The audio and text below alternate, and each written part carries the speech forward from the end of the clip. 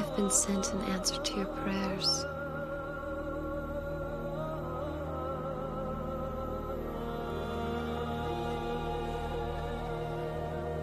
In television, it's great to get to a 100th episode. Seeds of Faith, I think they called our 100th because they didn't want to do it with fish sticks or something. It may have been 99. I think somebody might have to go and count. But it's showbiz. I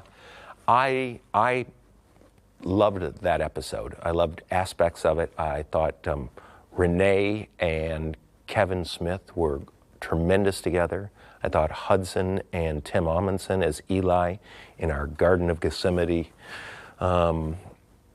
sequence was beautiful. It brings tears to my eyes every time I watch it. It's one of my 5 favorite scenes maybe in all of Xena. Remember, in everything you do, we are always with you.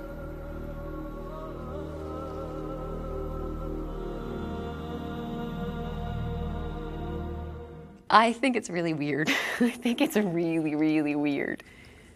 I think it's weird that Xena becomes the father, or Callisto becomes the father of Xena's child. And not only does she become the father, but the child itself. Xena, I can think of no greater mother than you. It was you all along. You gave me this child. The idea is very strange.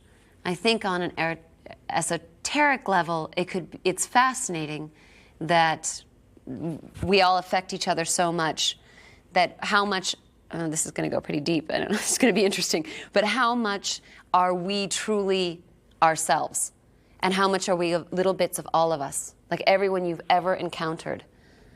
Because we share everything, you know, our personalities, our lives, we're little bits of each other. So that part can be really interesting. Teacher, the food is prepared. Thank you. Come, join us. No. I've got some things to take care of. You go ahead.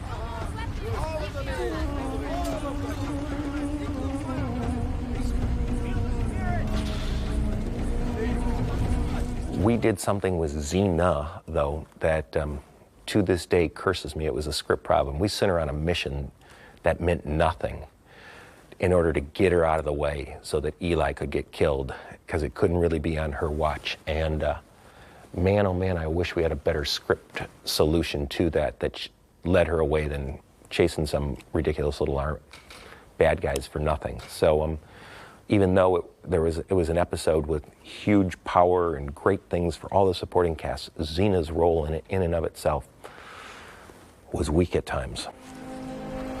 I feel like I've disappointed you. You're walking through life preaching peace, and Xena and I have swords in our hands. You feel like you've made the wrong choice? Yeah. I mean, no. My heart says that you're right, that everything you say makes sense. But then my head tells me that sometimes the only answer is to fight. Oh, I suppose it's very reminiscent of Jesus and Christianity and that coming into the world, and certainly laid the groundwork for what would be the fall of the gods. It set up God-fearing child and a whole series of things. In terms of what story should have been told on Xena, that was the right story. We just needed to find something to have Xena do in that episode, which to this day I still don't have, that was big enough for Xena. Everybody else had great parts, and her part in that episode was weak.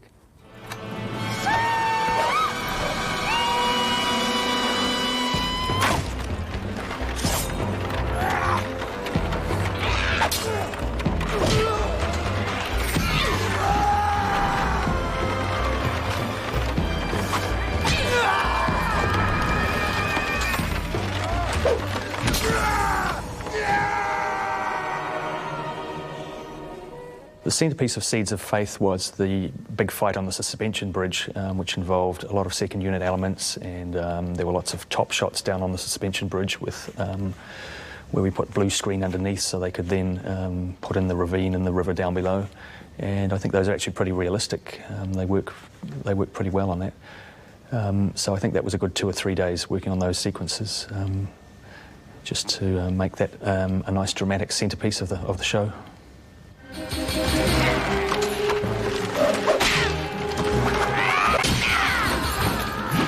Now, I'm gonna give you one last chance. Eli. It's all right.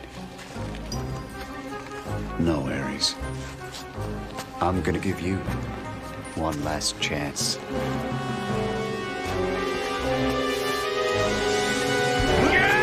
No, Gabrielle! If you save my life with violence, the future will pay the price. When we decided to portray Eli, one, we were incredibly concerned that the religious right would come after us.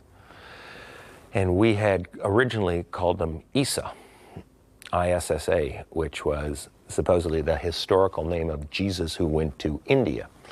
And RJ just wouldn't let the script go out with that name in it.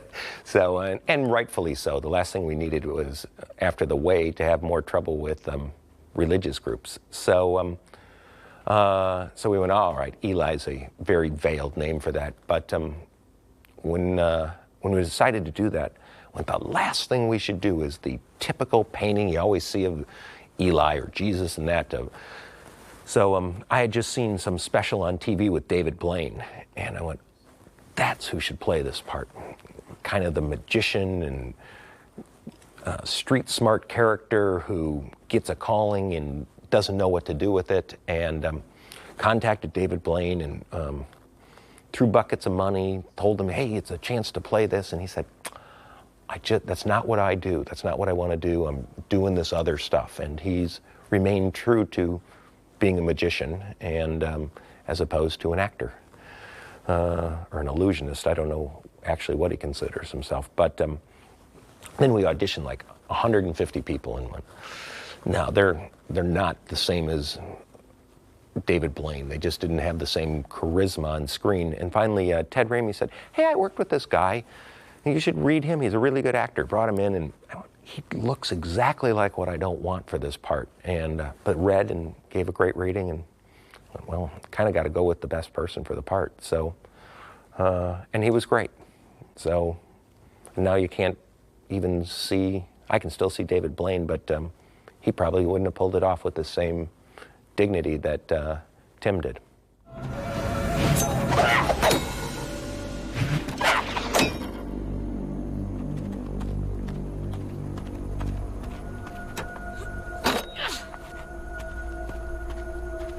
I think my favourite shot in Seeds of Faith is a very simple shot, but there's just something about the balance of colours and the location we were in. And it's where Gabrielle storms off and she's throwing knives at an old tree stump, which was one that the art department made and brought in.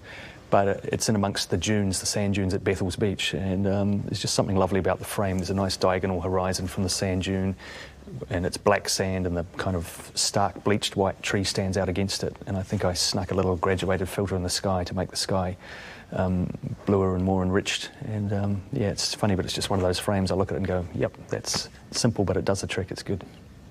One of the fun things about this episode, and I think certainly for Renee, was Ares went out of his way to try to win her over, seduce her to his side.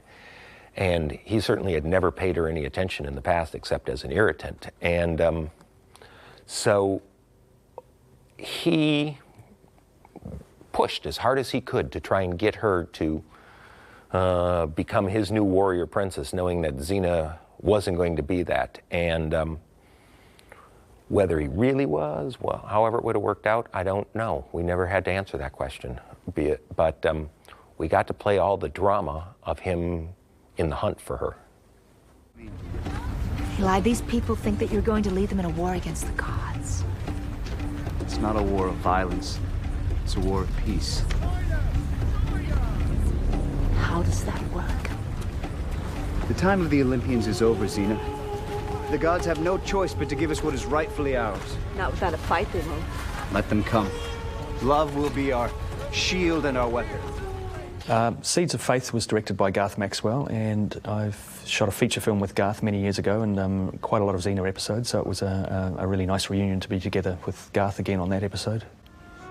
Eli's dead! And it's only fair that you pay for his life with yours.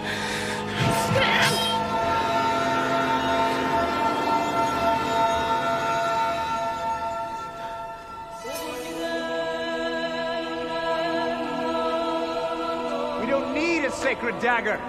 Love is the only weapon we need. So Ares is right? The whole future is shaped by warriors. One of the things in this particular episode that had great resonance was at the end when, well, Xena's mad and Gabrielle's, they're mad at each other, and we actually cut back some of that from what was scripted and what was actually shot so that it didn't seem petty. But Gabrielle says to Xena, so Ares is right, you know, the whole future is shaped by warriors.